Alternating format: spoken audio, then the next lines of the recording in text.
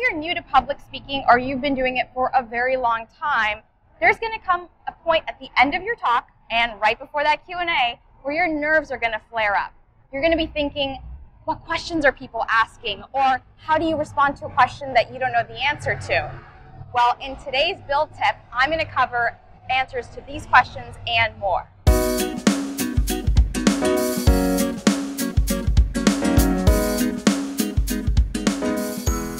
Welcome to Build, brought to you by Pivotal Tracker. I'm your host, Purnima Vijay Shankar.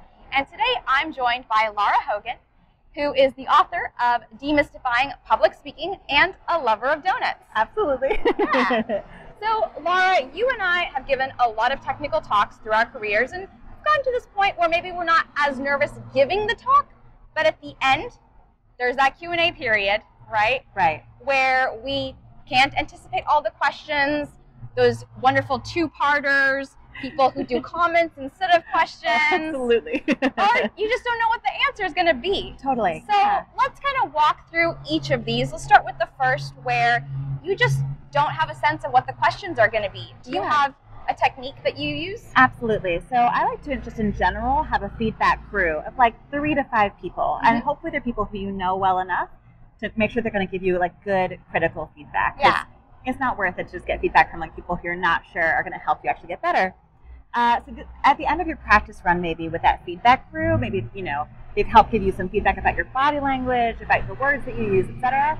Ask them to help you do a practice Q&A. Okay, Yeah. That's great. I love to make sure I have like a mix of people, maybe people who are new to the topic, maybe people who are like really familiar with it or know the audience really well, because they can help you level up your game and get some practice to reduce those nerves. That way, when you're finally on stage, you're like, I've done this before. Sure. And do you feel like the questions that they ask are usually indicative of what the audience is going to ask? I try to ask for 2 different kinds of questions. One's just like a stereotypical, like if you were in the audience for real, like what might you ask? Which would be like, if you're there, your friends are going to be like nice, normal questions. Right. I also like to add a version 2, which is like, let's get weird. Yeah. Give me that statement that's not actually a question, or like totally intentionally misunderstand the point that I'm trying to make and ask me that question. That way I have some practice in like knowing how to handle those like really sticky moments.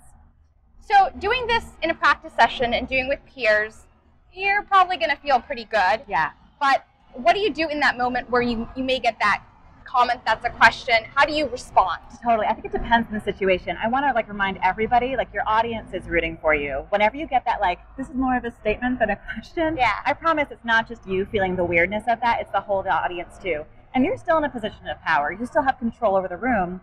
And your whole goal is to teach people something new and make sure that they are leveling them up, you know, in whatever the topic is that you're talking about. You have a complete opportunity to be like, thanks for that. Here's how I would either reframe it, turn it into a better question, or answer the question that you think you really want to like provide the information to the audience to.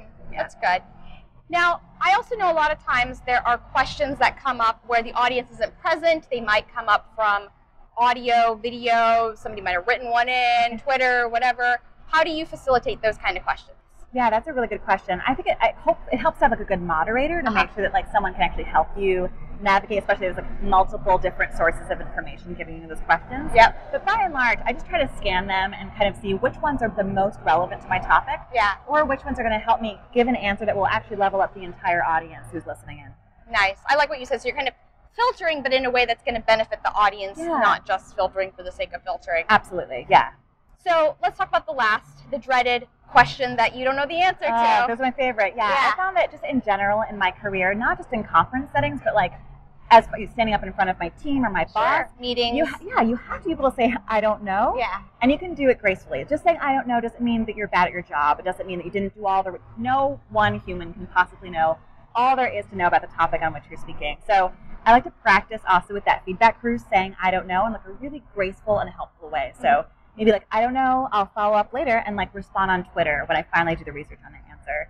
I might just be like, I don't know, that's a great question. Come find me at the break and we can talk more about it. Or my absolute favorite one is to be like, you know, I don't know the answer to that question, but does anybody else in the audience know the answer to that question? Could you raise your hand? You should go talk to that person later. Just like great. Totally punt on it. No, that's fair. Awesome. Well, thank you so much, Lara, for joining us. I appreciate it. And thanks all of you for tuning in today. And special thanks to our sponsor, Pivotal Tracker, for their help in producing this episode. If you've enjoyed this episode, then please subscribe to our YouTube channel And if you have friends out there who are nervous about Q&A, be sure to share this episode with them. Ciao for now. Thanks so much. This episode of Build is brought to you by our sponsor, Pivotal Tracker.